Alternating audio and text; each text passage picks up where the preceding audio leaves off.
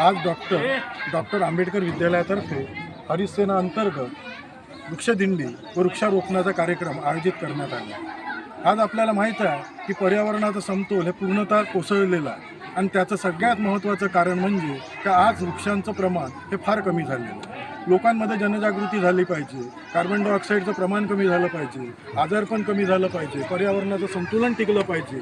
यासाठी लहान बालकांतर्फे आम्ही ही जनजागृती करण्यासाठी निघालेलो। लोकांना ही माहिती झालं पाहिजे आणि लहान मुलं हे अत्यंत हेच भविष्यात देशाचा कणा आहे, त्यांना पण हे रुजलं पाहिजे का वृक्षांचं महत्त्व काय आहे, वृक्ष किती आपल्यासाठी उपयोगी आहे, आपल्याला सर्व काही देतात, इंधन देतात, फळं देतात, फुलं देतात, औषधी देतात आणि अशा वृक्षांचं आपण संवर्धन, जतन आणि हे केलं पाहिजे।